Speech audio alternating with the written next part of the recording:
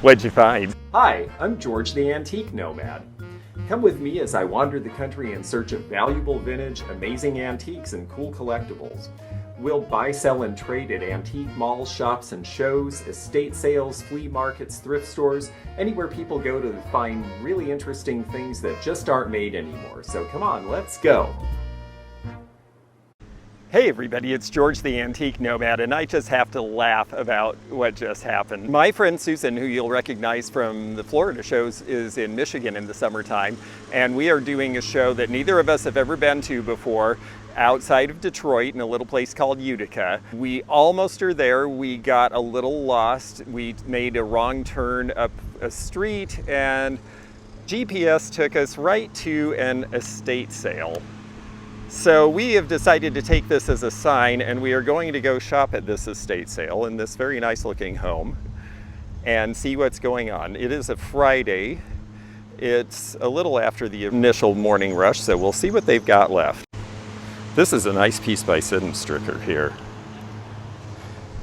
I like this. Now Sid & Stricker is something that's still being made, but it's $4, and this is actually not him. I see there's a signature. It's so similar to his style, but it's a studio artist. I think it's rather attractive for $4. I will take that. A lot of this looks pretty contemporary.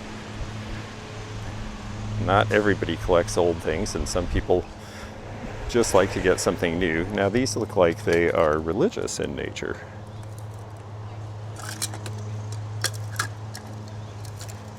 But not Tupperware, made in USA.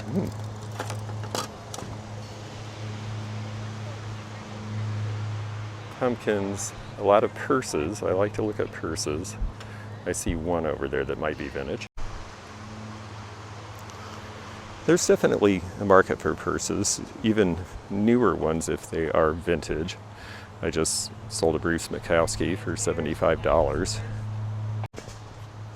This little one here, maybe Chinese, maybe Japanese, maybe elsewhere in Asia. Let's see how old it is. Yeah, this is pretty recent. These bugle beaded ones really only sell well if they're from France, truthfully. This old knit piece, is it old? No, not at all.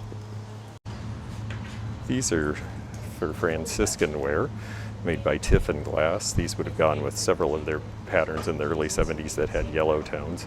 The sherbets are not as easy to sell. Water glasses are worth considering, but they are very heavy to ship. What'd you find? Troublemaker. Ooh. I like Alaska art, you know. Yeah, that sells. So. Wow, actually you got some good stuff. This is nice. Yeah. Oh, that's cute. Carol Christensen, Pitcairn Island. Oh, you know what's funny?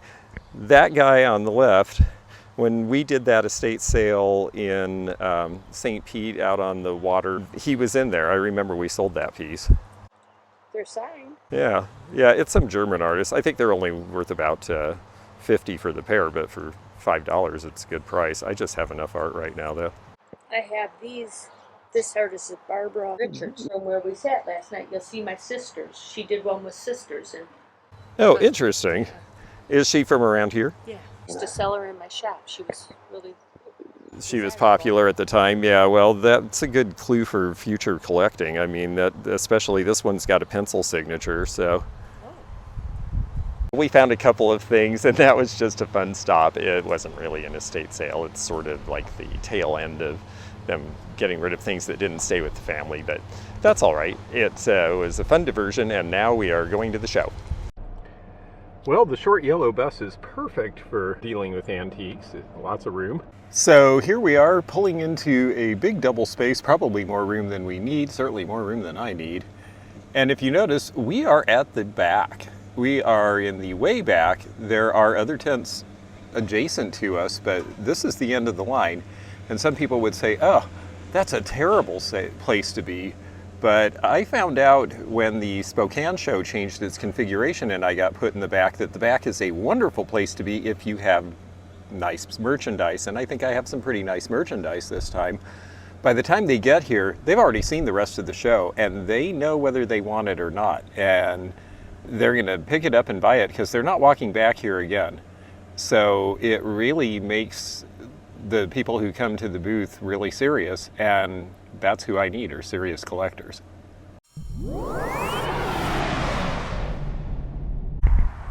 All right, so this is battened down for the night. That's our neighbor there. Susan's tent is really secured. We got most of the stuff out. I think it's just going to be arranging showcases tomorrow morning. It'll look a lot better than it looks under tarps. Very excited to show you all. It's a nice size show. It's all outdoors, all under tents. And the other thing that I'm really liking is, look where the parking is. I don't know how you could miss us.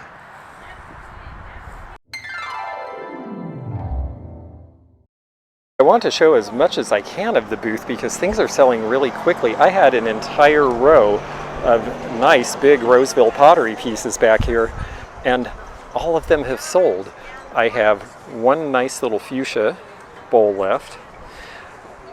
So much of this is from the estates that I went to pick up in Springfield, Illinois, and you know, when you have fresh merchandise at a show, people can just smell it. Even though I've never done this show before, they gravitated towards so many things that have just come into stock.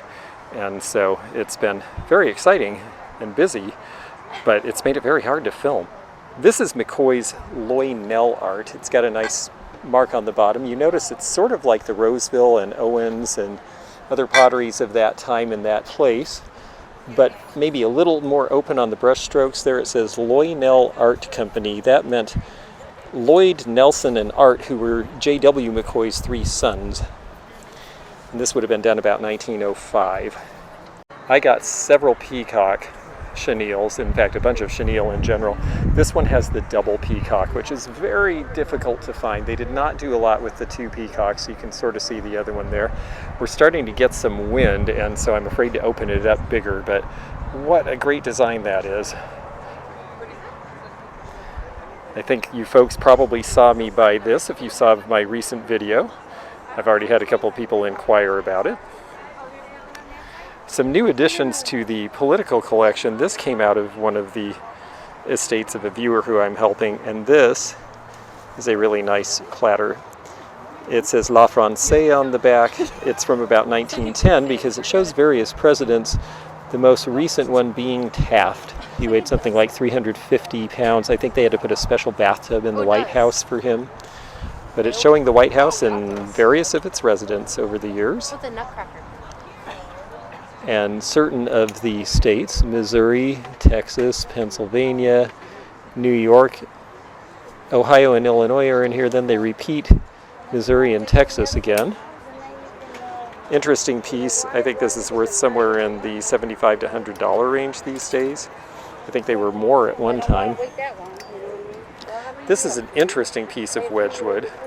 It's 20th century, but it's an earlier 20th century green color. And you have Benjamin Franklin and George Washington. This is when wedgwood starts to really pay attention to the American market.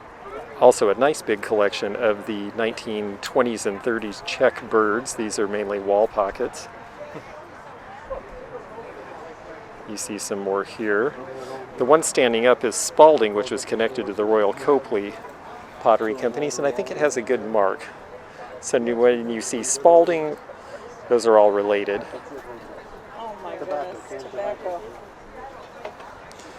American Legion. The pattern blankets are starting to sell well from the 50s and 60s, and then this one is Amana, the place that was the colony that was a utopia, and they ended up making microwaves of all things and appliances, but they made wool blankets. This is a TV lamp with the double ducks. I have not seen this one before. I think it's just really neat. Well, duck, I don't know that that's a duck. It's Maddox of California, which was known for a lot of different birds. And this is going to be 1950s. Got to get a little bit of paint off. Somebody must have painted their house with it sitting there. But that should come off because it's a gloss glaze, so that should be able to chip right off. I got several paint by numbers. I sold one earlier. The larger ones are starting to sell for good money, and this is a nice farm scene. I expect that'll value in the $85 to $100 range potentially. Did get some signed baseballs just in time for baseball season. Doug Drabeck. Tommy Lasorda there and some other people on the Dodgers team when he was the manager. Tom Runnels. You know, values on signed baseballs can really run the gamut. They like them when they're signed in the sweet spot rather than on the edges. And they really depend on the player and also what they did later. For example, Tommy Lasorda should sell for about $150, and you think, well, he was so famous and he was a manager and a player. Well, that's exactly the point. So he signed a lot more baseballs because he signed after his regular career because he was a coach. The reason I wasn't able to film earlier is look how crowded the parking lot is, and people are still coming in. At one point they had to close the parking lot because they couldn't fit anyone else in here. The shows are really enjoying big attendance these days, and it's wonderful to see now that the shows are back again that people are coming out. This has gotten a ton of attention already. This is a Sirocco piece from 1965, right about the time they merged with Burwood and started doing injected molded plastic. And the peacock is very popular. They sell online for $150 to $200. The Heywood-Wakefield spinning coffee table is something that I had in mind to go to Florida, but I needed a piece of furniture here, so I brought it. And I put a bunch of modernist stuff on it. I had a wonderful swung ewer that sold immediately. And several other pieces of glass have gone, but I do have the nice rainbow fruit. This is Sasha Brostoff, the rooftops pattern. Second factory with the rooster mark on the back there. A little hard to see through the glaze. Baccarat frog has gotten a lot of attention. I just got this piece. You may have noticed in the last video that I looked at the Howard Miller clock, and I did get it. This, on the other hand, is something I haven't shown before. These are from one of the houses folks I'm helping in Illinois, and they are green Blanco. Viking did pressed glass bookends, but Blanco did their own line, and these are Blanco with the elephants. They should sell for around $65 to $70. Bunch of resin grapes. I did sell the turquoise branch, even though it was missing one ball, but I have some other colors still. And of course, after my experience on Thrift Battle with Danny of the Niche Lady, who has turned out to be a very helpful and wonderful colleague, I had to buy another toilet seat because, well, everyone seemed to like those. I still have some sterling in coins, which surprises me a little because they usually get rated at shows, but I did sell several pieces earlier today. This is a proof set worth about $75 to $85, even though it's just a few years old. But all of those are fine silver. The proof sets, they use the fine silver rather than the stuff they would put in circulation, which does not have silver in it. Several pieces of sterling in ring form. These are molas from Mexico. They're all hand-stitched. There's fewer and fewer places that people are doing this now because people in Mexico are getting factory jobs. Look at the detail. They're really bright and happy, and the little ones should sell between about 12 and 15 a piece on up from there. More depending on the design and the size. And I do believe this is becoming a lost art. There are definitely people starting to collect these. They're just so vibrant and fun. It's important that they not be faded or stained or torn, obviously, like any textile. Condition, all other things being equal, does make a difference. There's a three-dimensionality, too, to the way that they do the cut work and then sew other fabric behind it, so it's really 3 layers. And they sew into a backing, as you see there. Just really fun stuff. This is a neat 10-gallon crock, and this is from Whitehall, Illinois, where there were several of these various factories. This one is the SP&S company. It's got just enough crazing, but it still has its handles. It doesn't have any cracks or chips, so it's got this really great rustic look, but it's intact and usable, and that's why it should be worth about $100. I just sold one of Lucy's philosophy books on eBay for a client of mine, and I believe it went for around $20. Some of these little books are sleepers, The wisdom of Charlie Brown we see more often, but a lot of the ones that relate to themes that were topical in the 1960s were short-lived and are more valuable. The one I sold said it always rains on our generation. That's back when the generation gap was a constant topic of conversation. This thing is really fun. It's a flashlight, and it looks like an Electrolux vacuum. Vacuum cleaner salesmen needed things to leave with you to remember their product, and this is what Electrolux chose to do, and you can see the switch right there. Doesn't have batteries in it, so it might still work, meaning that they're not all corroded in there. The Chiclets display was a recent find that you may have seen in a haul video. I got a few more of the presidential bronzes. This is Eisenhower, and I believe this one is Truman. These were very popular in the late 60s, done by Medallic Arts and other companies as collectibles at that time. The Pontiac Mirror. This was when you would buy a mirror to clip onto your visor because visors didn't have mirrors built in. So you would get one that had your company's logo on it, and this is going to be from about 1940. There's Donald Duck, or at least it sure looks like him, but nowhere does this say WDP, which means this was a bootleg knockoff from Japan back around 1970. I'm sure Disney sued them the second that they found out about this. So some of the knockoffs are actually pretty hard to find. And I would say that would be worth $35 to $40. A couple more of the cigarette cases with the lighters built in. This guy's really fun. I haven't found anything out about him yet. He's the Jetto Robot, and he was 29 cents when he was new. And you would blow a balloon and then he would roll across the floor. I'm sure it's from about 1970 to 75, looking at that blue-orange color combination. And I don't think there's many of them left. I haven't been able to find any elsewhere. I got a slew of wood molding planes. These all vary depending on the function of the molding, and that's why there's so many. Some would be to cut grooves, some would be to shape molding. This is why this one's curved.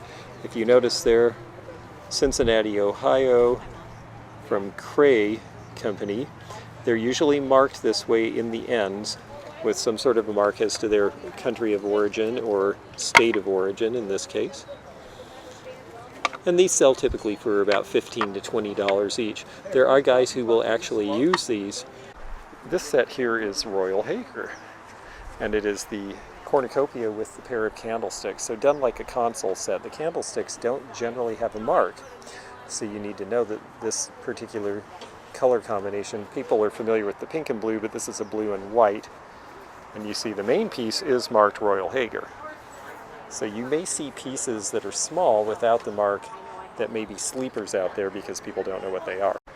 I sold some nice cast iron pieces earlier today, but I do have the Popeye bank. That's new to the stores, and he's got some of his original paint on the bottom, which definitely increases the value. I would estimate he'd be somewhere in the $100 range. But we will see what the market thinks of that. Old sampler piece, and then this is trench art. The bullet turned into the letter opener. And then this trench art, which is a shell peeled back into a crown shape to be used as a vase. It's quite heavy and quite substantial and gnarly looking inside. It was a 105 millimeter, and it has a date on it of 1972, so this is Vietnam era tramp art. Interesting looking piece and a little less expensive than the World War II items. I would say this should sell for about $40 to $45.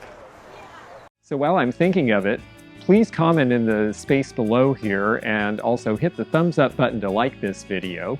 If you haven't subscribed, click the subscribe button below. Also, hit the bell below to be notified of new videos coming every Monday and Wednesday at 8 p.m. Eastern. And thank you so much for following along. Let's go back to this video. A few little new kitty toys and furniture, some noisemakers. Louisiana crawfish little mug from Francoma.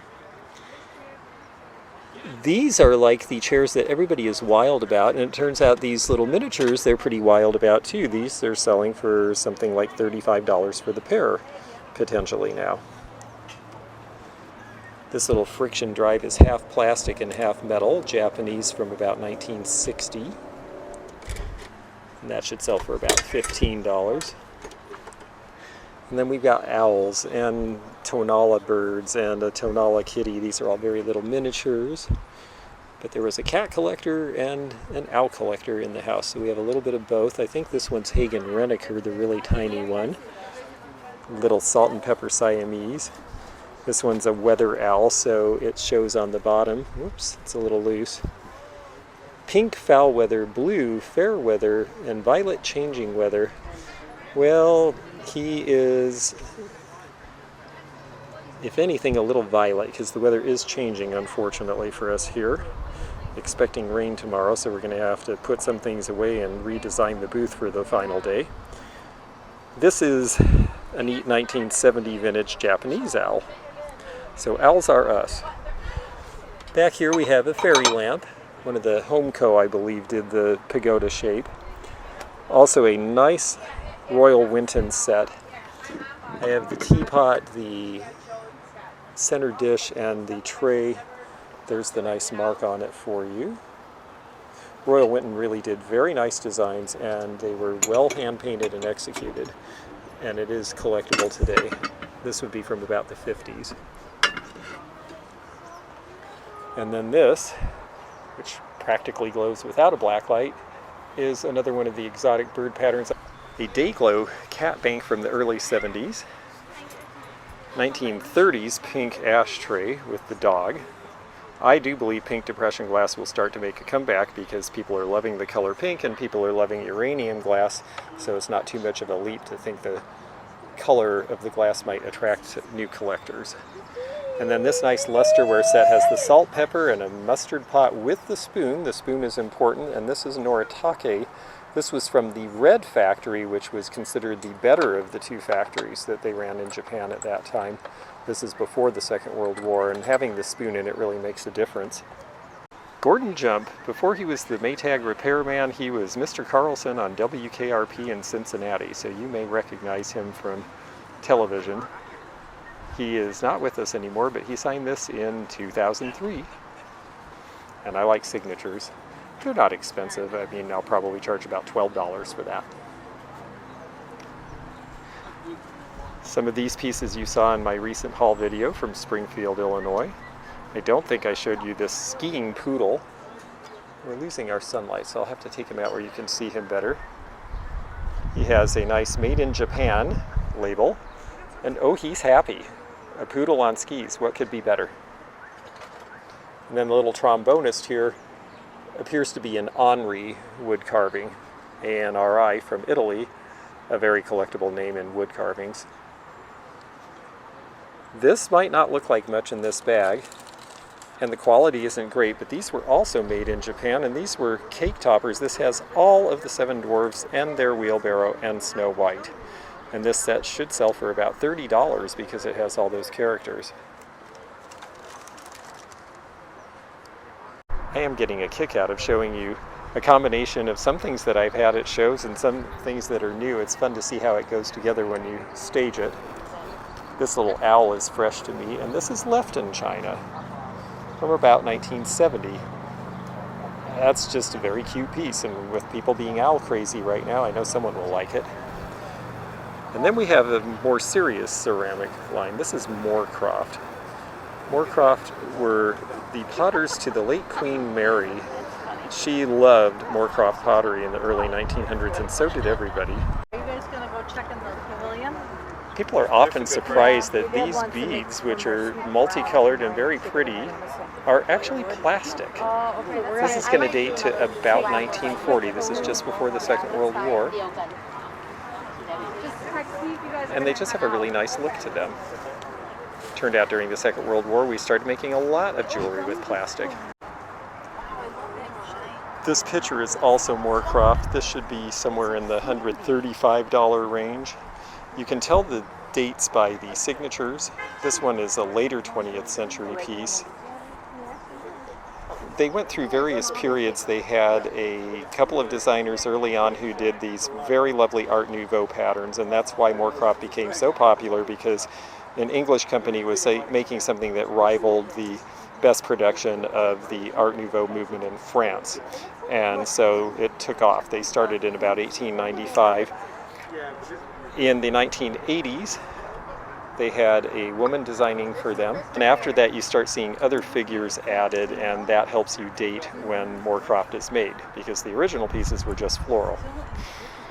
This mosaic piece with the stylized morning glories is a really wonderful Moorcroft piece as well. Just love the richness of the colors. There's a reason it demands a premium in the marketplace. William Moorcroft really did something that no one else had done, and all the different colored glazes were very difficult to do simultaneously, so that's part of the reason it's so popular with collectors. Another rather special piece of pottery. He looks like a simple folk lute player, and he is, but this is marked Stellmaker Templates, and you can see the price that was given for it at an estate sale. That's because Templates pieces tend to sell for $50 to $100, even the small sizes. It really came on strong at the end of the 19th century and still has a big collector following now. And there were various companies in the Templates region. This is a Thompson print. Thompson did Lake Louise. It's a style similar to Fox, but he primarily did cabins and woodland scenes. But I have to be honest, this image of Lake Louise made me want to go there, and I did, and it is amazing in person. If you're ever in the Canadian Rockies, it is well worth the visit. This is a neat piece here. It might have been made for a woman's jewelry, or it might have been made for a daughter to play with dolls.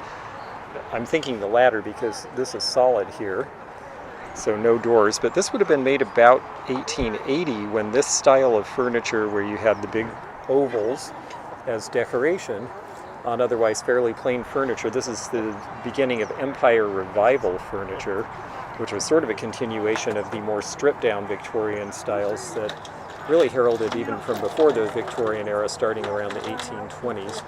It's a little heavier and more masculine and a little less ornamented than the gingerbready Victorian furniture, and because of that, some people prefer it, and especially in this size. It's such a great little piece, and it should sell for around $100 to $125. Nice old Majolica pitcher. This should be 1880s or 90s with English ivy. This most likely is an English piece. No marking of any sort. Priced at $50. This big old jug with the spatter yellowware is going to be American, probably Midwestern, from the late 1800s. I really like this guy. You lift the lid, and it's Noritake Green Mark from the other factory, 1930s. Owl bottle is a 70s item, so are the owl bookends. I like this Art Deco clock. It does run. Great kitchen clock, 1930s. Couple of little bowls. I was low on those, and it's nice to have a few in stock because people love their kitchenware. And then I got some really good cookie jars. This one's McCoy. It's got a good mark. It's the Dalmatians. Not specifically 101 Dalmatians, but you sure get the idea. And then the other one is a Dumbo, and it is a turnabout, meaning he's got a face on that side. And when you turn him around, he is a full figure with a face on the other side. And that's why these are more desirable and harder to find. This is going to be 1940s vintage after the movie came out, and these can sell for as much as $125 to $150 even these days. It does say Dumbo right on it. The Pyrex Bowl Set is a recent addition, as is the Blue Grape pitcher. I like kitchenware. It seems to sell well. You see a few salt and pepper shakers left that look like appliances, but I sold a bunch earlier today. There's the Amish Butterprint Pyrex piece, along with a honey jar. a Fitz and Floyd pig teapot that really should be facing this way. There we go, hello. And the jeweled fruit we'll put with the other jeweled fruit. A whole bunch of these child's mugs came in a collection, and there's some cute ones. Some of them are nursery rhymes. These are all 1930s vintage. And part of what they were doing in the 30s was appealing to children because they had to get their parents to spend money on something. There's another Hickory Dickory Dock. This one is Baby's Creamer for the cereal. Here's the little mug with them on the scooter, very cute. Now the other two are advertising premiums. This one was from Homer Laughlin, and they made this for the company in Chicago that made Ovaltine, and Little Orphan Annie was their mascot. This is when we start seeing cartoon characters used in advertising. And this was Uncle Wiggily and Grandpa Goosey Gander. Uncle Wiggily books were very popular in that time. My mom read them to me when I was little, so I'm actually familiar. And they're going to the Ovaltine house.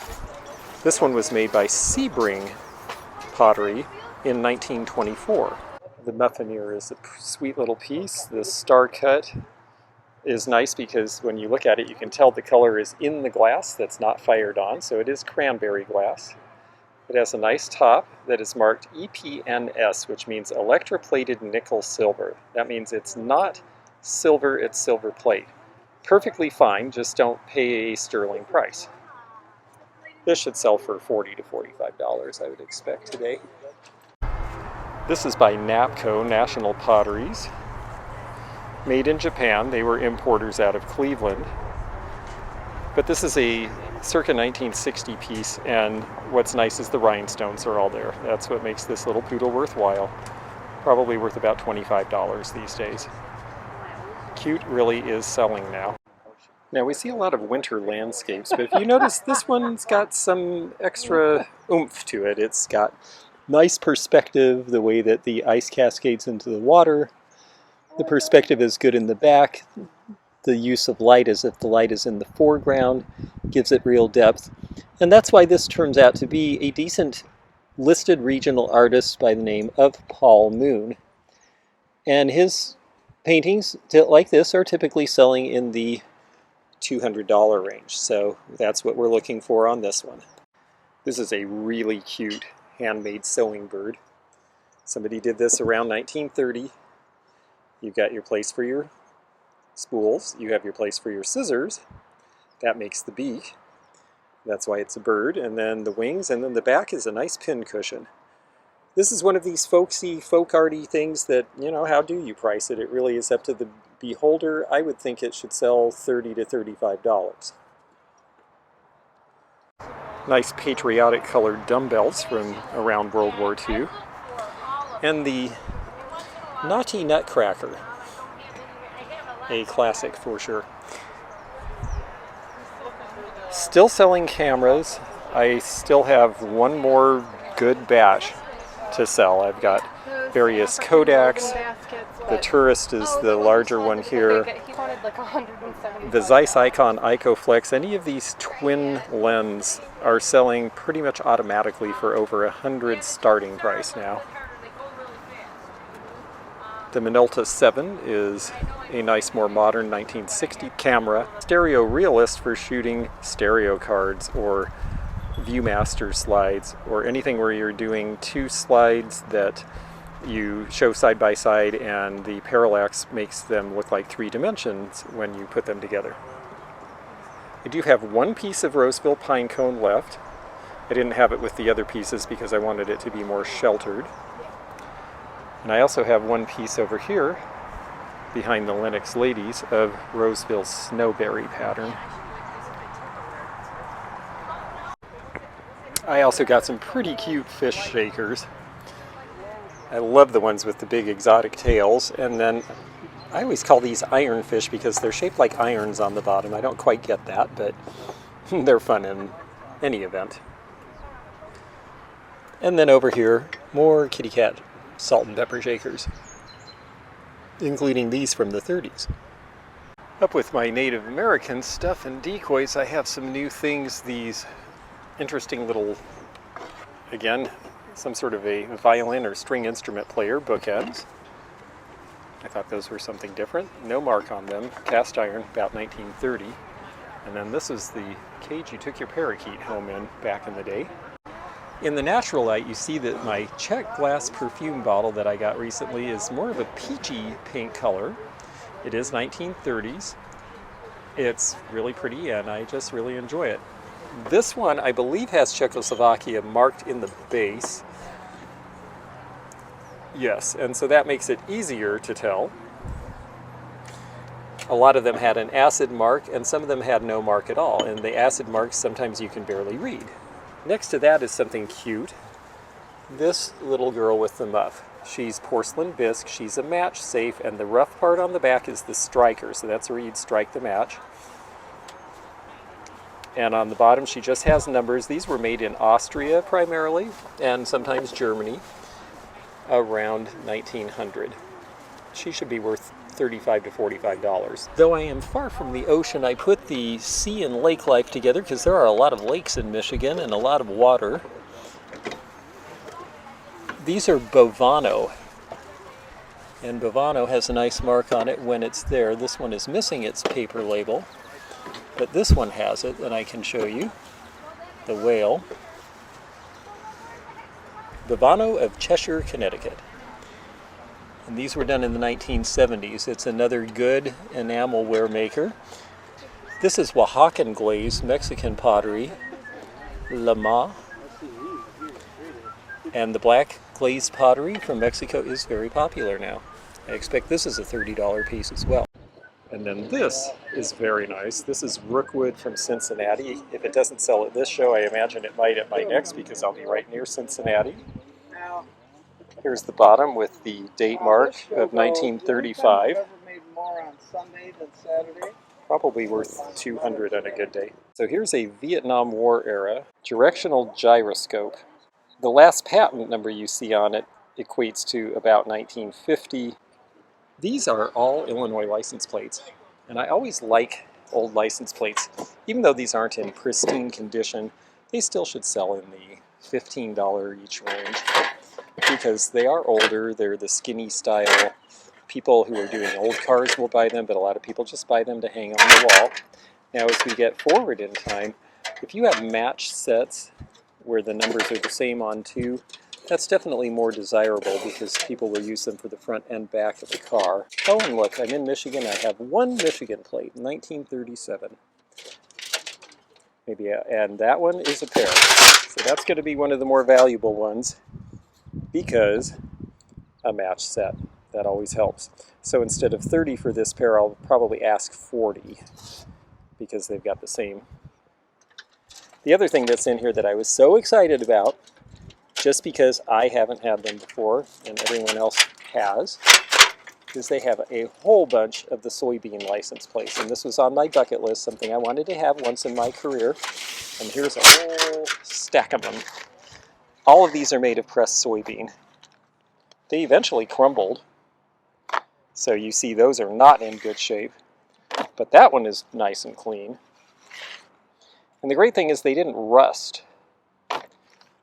So generally speaking, the colors are still pretty good, although they could use a little cleaning. It looks like, oh, that one's partial. They did crack easily, so that's a problem with these. That's part of why they're more collectible. But again, that's a matched set, so we're going to keep the broken one even though it's broken. That one's very clean, 1945. They actually did them after the war for a few years. 1946, probably to support the farmers. 1948, I believe, was the last year, and then they went back to the metal. When people start taking car trips across the country, you see state slogans appearing, Land of Lincoln. Even in 1939, the places that had World's Fairs, and the state of Washington, for their 50th anniversary of statehood, issued special plates that had slogans and things on them. So that's something you see a little later in license plates. Well, I'm so glad I got a chance to show you my antique show booth before everything sold. It was a really busy show. I'm going to show you what was in the rest of the show in the next video, so come back for that because there was some really neat merchandise and I got to take a really good thorough look. So we'll have a lot of fun exploring it together. In the meantime, check me out on the social media you see below. Click that bell to be notified of future videos. If you're not subscribed, you can't click the bell, so please do subscribe. And we will see you soon with more adventures from the antique and vintage world. Bye-bye for now. Thanks for joining me again in the fun and fascinating antique community, here where online meets the real world. Please click the subscribe button below. Click the bell to be notified when new videos upload. Leave a comment below and hit thumbs up to like this video. Links to our online social media daily posts and our items for sale are in the description. This is George at the Antique Nomad. Bye for now.